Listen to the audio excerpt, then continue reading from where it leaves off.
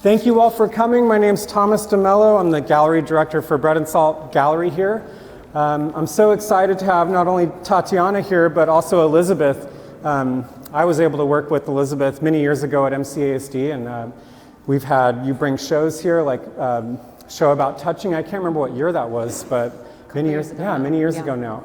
And you've done curatorial work with Best Practice too, so you're kind of a friend of the building. So it's really great to have you here and talk with Tatiana. So thank you so much, and we'll be filming this. It'll go on YouTube, and yeah, here we go. Thanks.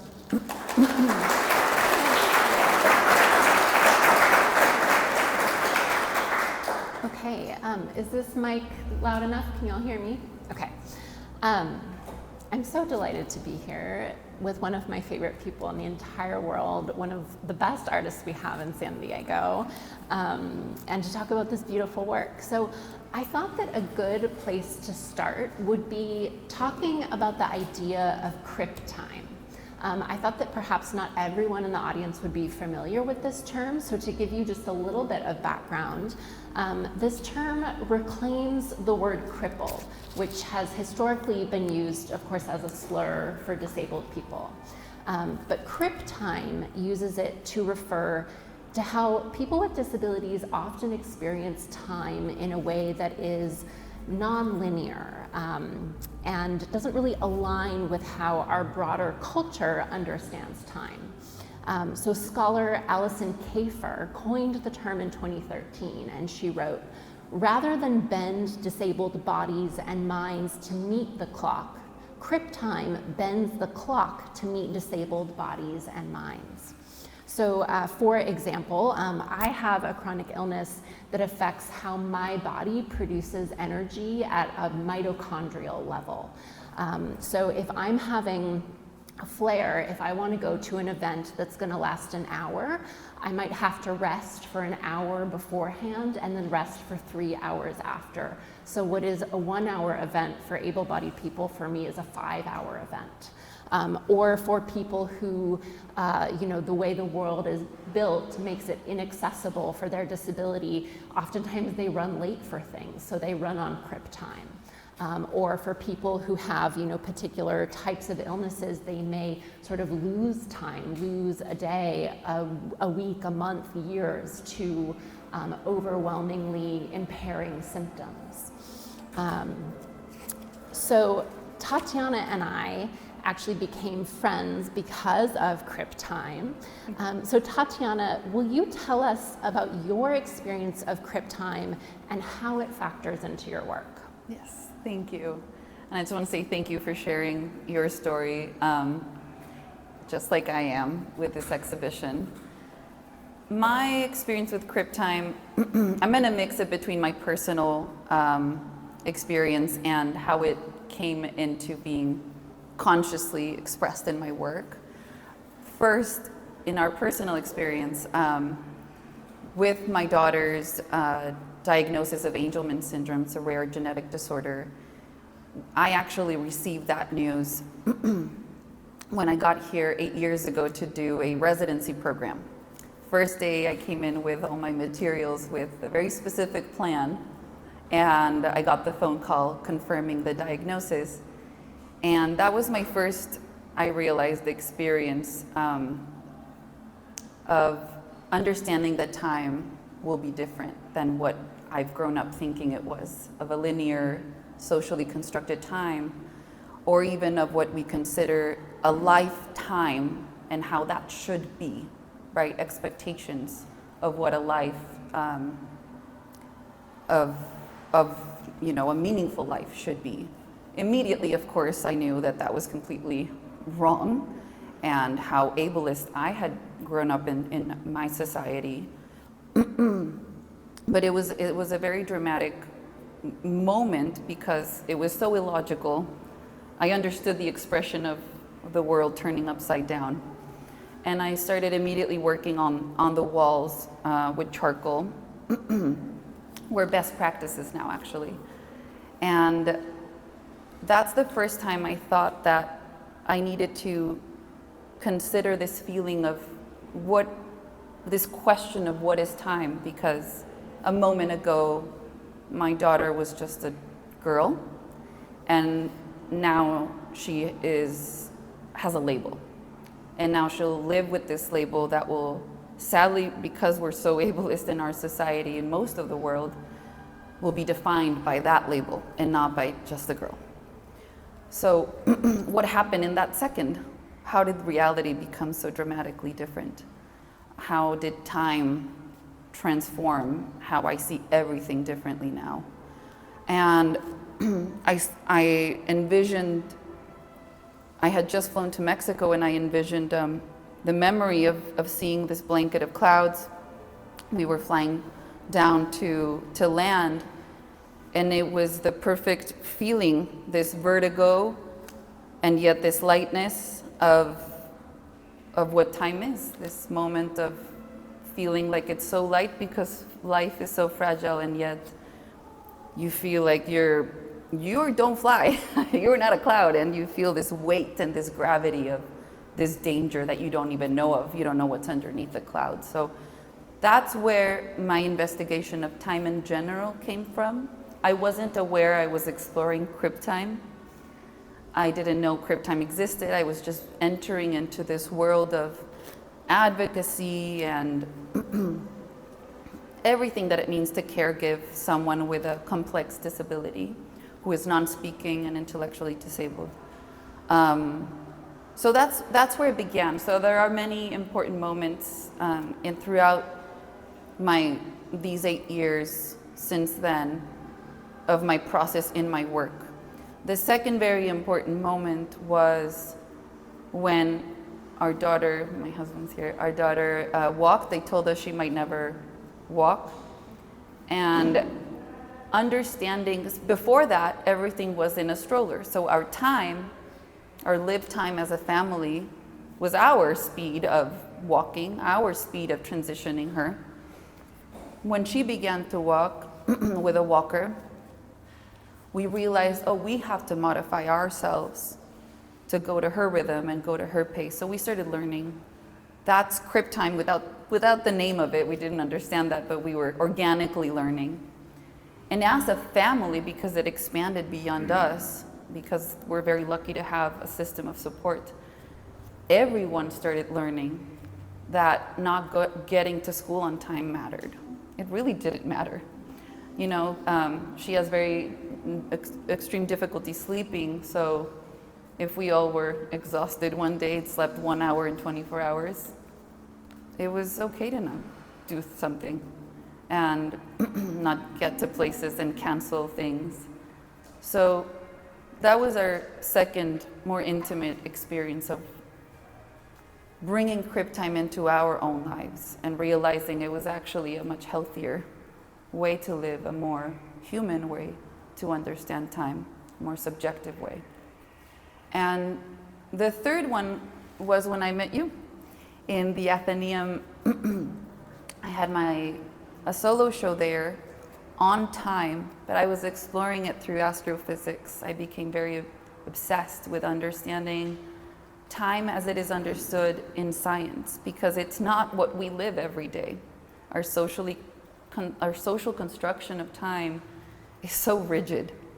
It's rigid in the sense that it's not expressed as in our human organic way of living life at all. And it's completely based on this capitalist idea that we only are worth what we can produce. We're only worth the money that we can create. And most of us don't fit that. You don't even have to have a severe disability like my daughter to fit that. It's not, we would all agree that it's not a healthy way of living. So I found astrophysics to be so interesting because from the macro to the micro, all the different definitions in physics of time are actually much more similar to crypt time. It's relative, it's subjective, or in the micro, it's actually irrelevant. It doesn't really exist. So that felt much more human. It is difficult to understand because it's not linear, and sometimes my brain wanted to explode, but I felt at home thinking of time that way. And so when I was giving a talk there, Elizabeth came and we sat and chatted after, and she told me about Crip Time. And I realized this is what I've been meaning to explore without being aware of it. And so that's when I decided I needed to, and I think I was also emotionally ready to explore it directly, our experience of Crip Time in many different ways, which is really the result here, the different avenues that I've tried to understand it. Mm-hmm. So behind us, this is the Seizure Journal series, and time surfaces in really interesting ways, in sort of multiple ways. So will you tell us about how this series came about? Yes. This started when, so my daughter has epilepsy, and before we knew, they were such short episodes, but they were very frequent. So we didn't really know, people didn't believe us, doctors didn't believe us, until we finally got the diagnosis of Angelman. And because it's so common, they're like, you need to go right now to the neurologist. And when we got to, an EEG is when they check, and it's 24 hours, that's the common time. And just 2 hours in, they're like, we can stop. She has probably over 100 a day. It was we were just impressed, because she's a very happy girl, so we didn't realize it was so intense. So since then, what neurologists ask you to do is keep track of them. And so you keep a seizure journal, a seizure diary. And usually it's just really documenting time, place, maybe circumstance if you feel it was different, the length. So as a caregiver, all you can really do is keep them safe and be a witness and keep track of time.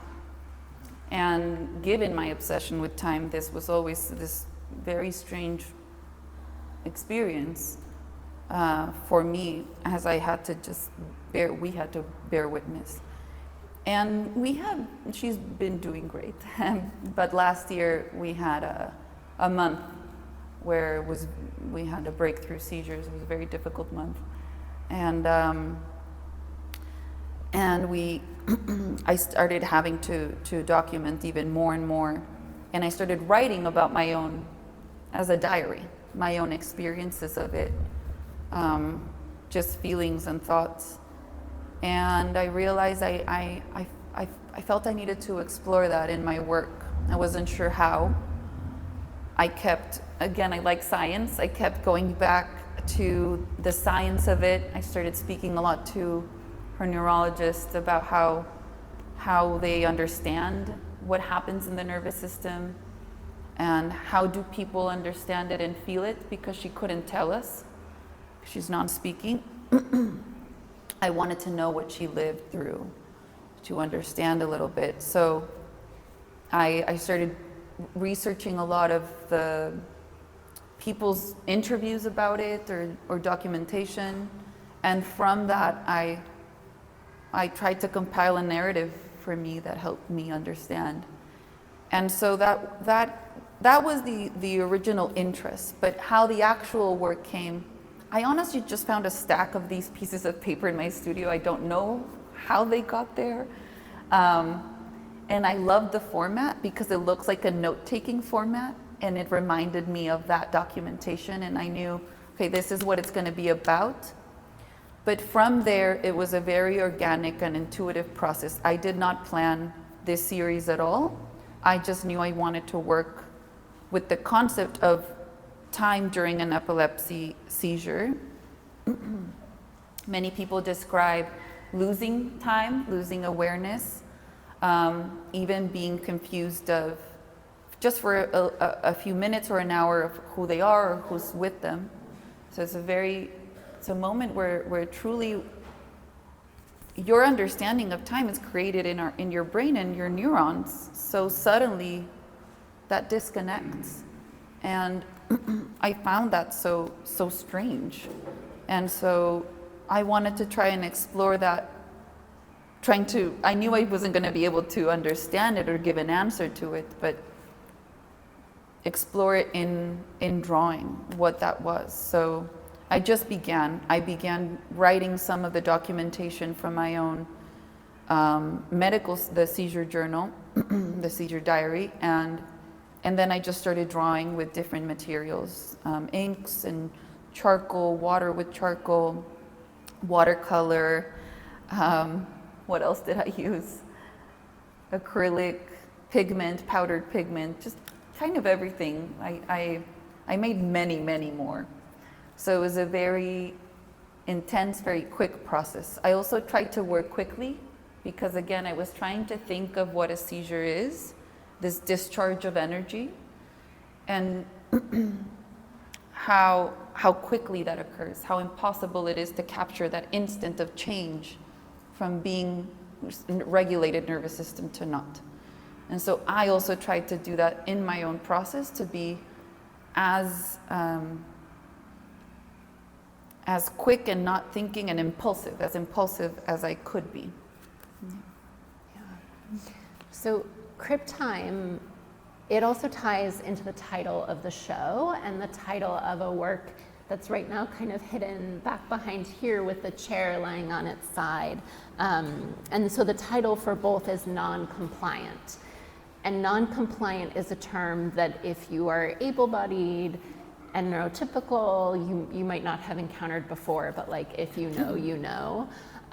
So Tatiana, will you tell us what is non-compliance? Sure, so non-compliant means that you don't follow, it literally means you're not following directions or orders, but it does have the weight of a negative judgment, as if you should be.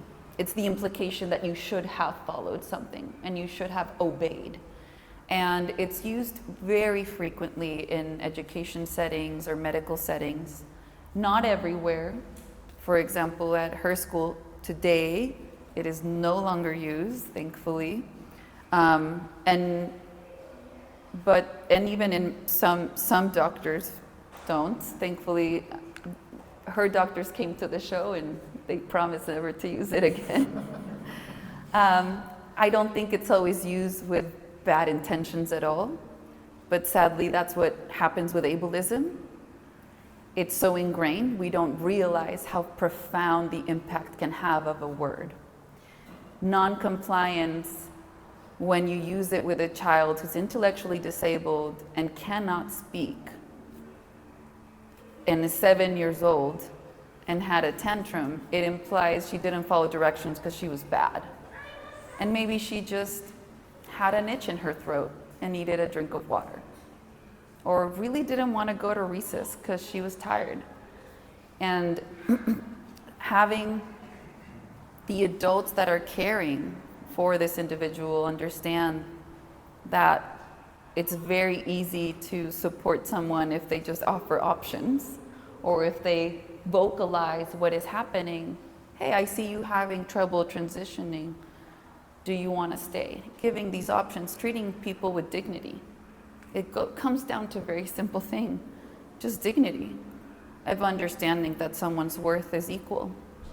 Just because they have a disability doesn't make it less. But again, ableism is so subtle, and people with the best intentions can make the most harm.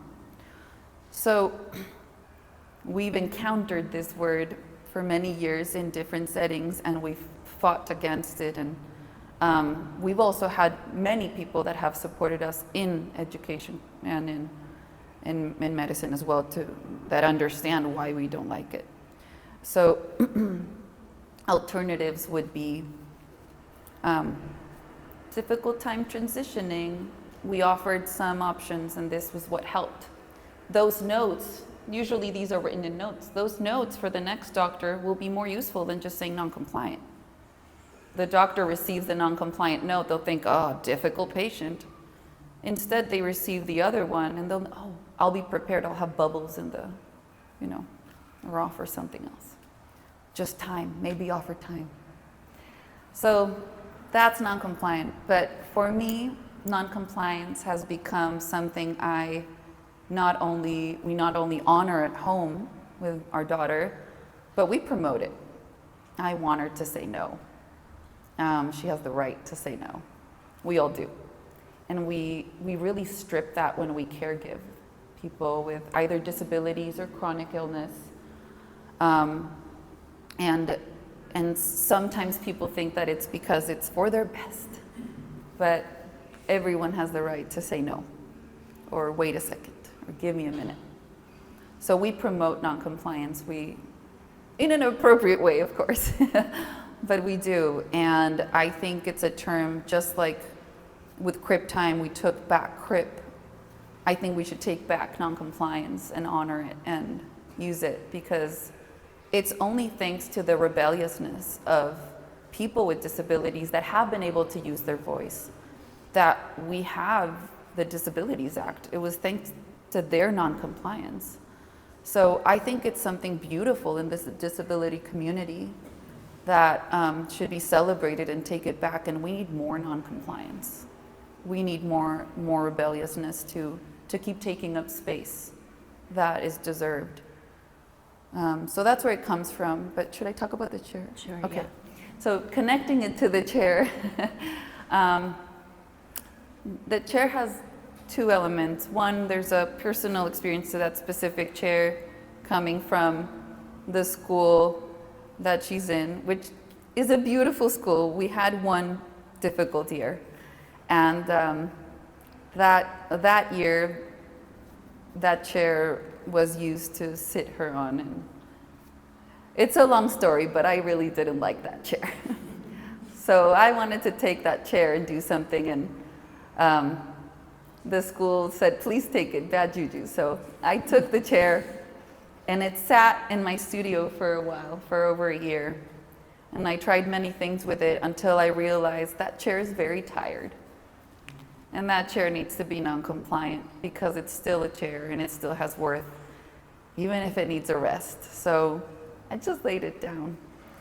And it reminded me, actually, once I did, the posture we all take when maybe we're not feeling great in bed and we just curl up, including my daughter, but also myself, and when you want to feel safe again. So I liked putting that chair in that place. And then the writing on the wall are words that have been told to us, or her, when she's being told she's non-compliant, or we're being told she was non-compliant. So lazy, bad, doesn't want to sit still. Yeah. Well, what you were saying about we encourage noncompliance and we value the rebellion in noncompliance and in the disability community. That kind of leads in nicely to my next question, which is that, spending time with this exhibition, for me, a question surfaces about the relationship between difficulty and beauty. There is so much in being disabled and in caring for disabled people that is so difficult, whether it's physical pain, the pain of watching somebody you love have hundreds of seizures, the pain of being in such an ableist world, right? This is immense difficulty. But then there's also this beauty that seems to me, from my own experience and all of the incredible disabled voices out there telling their stories, that there is this inherent beauty in the things that being disabled makes you realize about the world and about yourself, the things that makes you reevaluate. Yes. So it seems to me that this kind of dynamic between difficulty and beauty is at the heart of disability, and I think it's really at the heart of your work, because these, like, especially knowing, the story behind these works is incredibly difficult, and they are so exquisitely beautiful. And so I'm wondering, for you, in what ways does beauty enter kind of this whole picture? Yeah, I hadn't thought of that. I wasn't so aware of it till you brought it up. I think the pain, now that you mentioned the pain of it, mostly is outside of the disability. It is society. It is having the exhaustion, the burnout of advocacy, the sacrifices that we don't really need to make if we just had a different kind of awareness. So the biggest pain has been society, enablism. The beauty of it is that you realize it's just life. We will all be disabled. You realize I'll be old, I'll have an illness, I'll break a leg, well, hope not, but accidents happen, illness occurs, and age occurs. So that'll happen to all of us. I think one of the main things that I've realized is that I am thankful for is that I feel that I have more of an understanding of what matters for me in my life. And it's much clearer. I don't have that much difficulty in choosing anymore because I know how special a day without a seizure is. I value things at a different level. And the beauty of caregiving someone who in general is genuinely happy, happier than we most of us are, is a gift for me to ground me into, again, to evaluating what matters. Also, I am a mother, and just to being a mother to anyone, I think is beautiful, with all the pains. From the first one, from birth, there is pain, and there's always this complexity of motherhood of, from the moment of birth, you're letting go, and that hurts. So I think simply because I am a mother of who I caregive, it is beautiful. And I didn't realize I was being gentle with these pieces. But when you ask that, I see that I was, as I was making them, except for the mural. The mural came probably with some rage, different type of energy, but the rest of the work was gentle. I was thinking of caregiving and the beauty of her brain and the beauty of all our brains that can create these fictions, even though some of these fictions, like our linear time or ableism, sadly, are very hurtful, but we've also created other fictions that are wonderful. And that's the beauty of our brains, and it all happens in this one instant of connection of our neuron. And that's why I became obsessed with the imagery of brains and neurons. But yeah, there's a gentleness and a beauty to exploring this. Yeah, I always think about how I feel like disability for me has been so hard, but also all the best parts of me are because of this. And I start to get tear up and get emotional, but I feel so lucky that all my best friends come from this. Yes, yeah. So there is a quote that I am obsessed with that I have to bring up at every opportunity that some people are sick of hearing, but I will forever continue.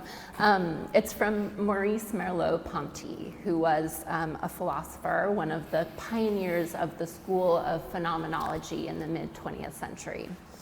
And he said, "The body is our medium for having a world." And I love that for so many reasons. One, I think it speaks to just the vital, crucial, fundamental importance of work like this.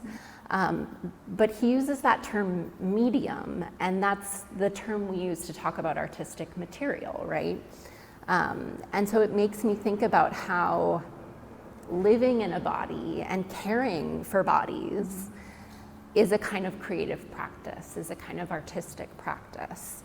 And disability requires immense creativity, whether it has to do with how you navigate crib time, whether how you navigate bureaucracy often requires an enormous amount of creativity.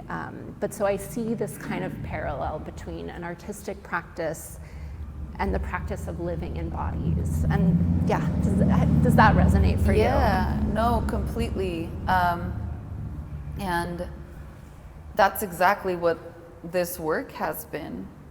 And it connects also to any art practice, because we not only absorb through our bodies all the information that we then physically digest and then express back into the world through our bodies, whether you're picking up the brush with your mouth, your foot, your hand, whether you're singing with your throat, but any artistic practice is through the body.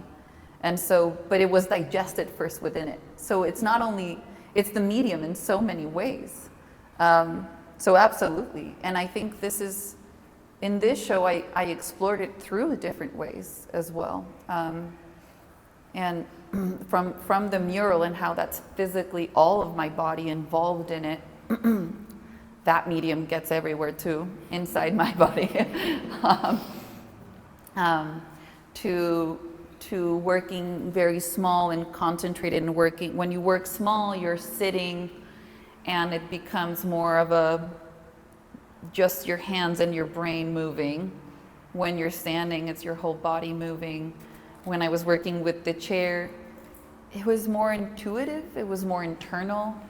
So a lot of different elements of my body were part of it. But I have a quote that I always say, and from Ortega y Gasset, who was just previous to him. That is, I am myself and my circumstance. And I think it connects beautifully to that, because that's what we understand of time today. That's relativity, and that's crib time. It is our specific circumstance that defines us, that defines our life, that defines this instant. Even though it's been proven we actually are not sharing a present moment, we might think we are, that's an illusion. Every single atom right now is going at a different time. But our capacity to create a fiction that allows us to feel we're together right now, I think that's what's beautiful about our brains, of what you just said, that's our medium, that's what we can create. Yeah.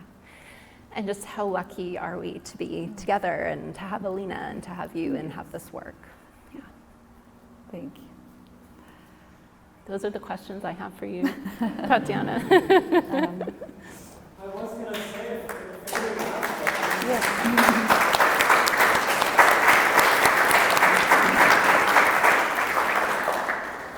if anybody has questions, I can bring a mic over, that way it gets recorded. I don't know if anybody here has a question. So you'll have to speak loudly. This is just for recording for the camera, but you can talk over there. Thank you for, can you all hear me behind me? Thank you for the beautiful conversation. Thank you for the beautiful work. I am able-bodied, and most of the people in my close circle are able-bodied, so I don't have the direct experience of being close to disability and being able to understand my sort of able-bodied blind spots. But I am trans, and the things that you said about sort of realizing that actually it's a gift in the end, right? Like the difficulty leads you to understand yourself and what's important in all these things was really beautiful and something I could relate to in my trans experience. And I was curious about one of the things that was really one of the most challenging aspects for me of my trans journey has been to come to terms with internalized transphobia. And I'm just curious how that has been for you with respect to internalized ableism and how, if and how that shows up in the work. Yeah, I mean, very similar, I imagine. Very similar. We're so sensitive to it, obviously, that you notice every look, or change in, there's not the right word for looking. We have so many words in Spanish, but there's a change in how someone looks at you. Or for example, my daughter. I hate playgrounds. I have trauma in playgrounds. And for example, that's where I've had it the most, strangely. Yeah, those experiences. But in many places, but in public places, I'm very angry about it. And I try not to. I try to educate, but you don't always have the patience to educate. So how it shows up in my work, I think it's the chair that made me very upset. That's why I took the chair. I wanted to destroy it in so many ways, and then I thought, it's not the chair's fault. It's a human being's fault. It's society's fault. So that's why I was gentle with the chair. It shows in my mural. I think my murals have this intense energy because that's where my rage comes out. Yeah, and just wanted to cover everything up and scratch every wall. Yeah, I think we have a lot of those I think anyone who has felt marginalized understand that, and I'm very privileged in many ways that I have blind spots myself, and I'm very aware. But I think I'm able to be maybe more sensitive, I hope, because of this experience we've had.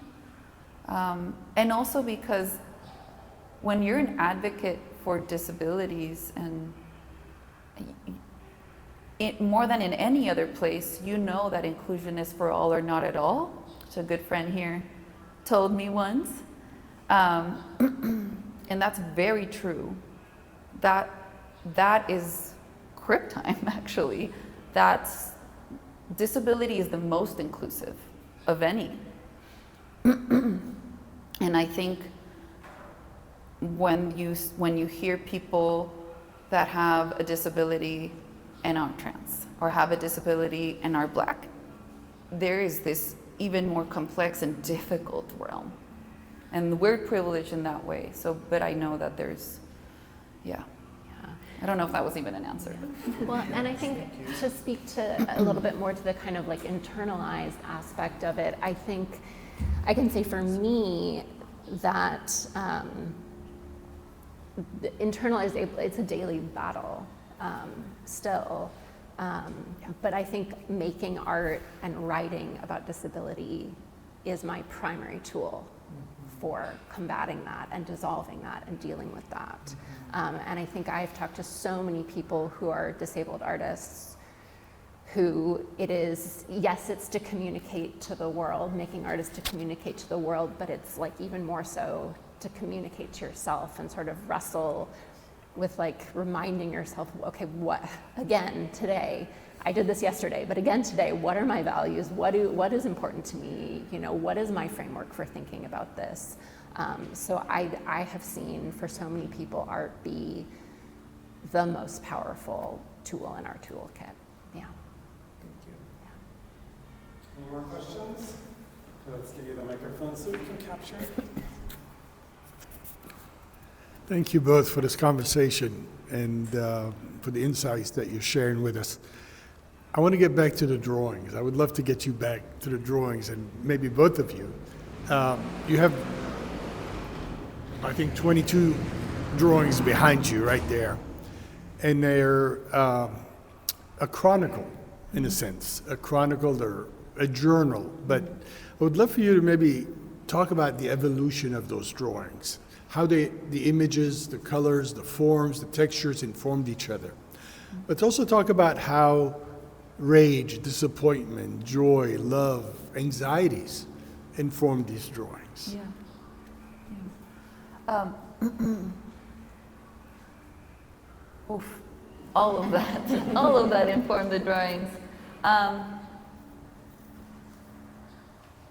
You can tell, I think, if you go slowly, you will tell some feel slower done. If you see detail, if you see more information, more brushstrokes, those were more slowly done, more carefully done.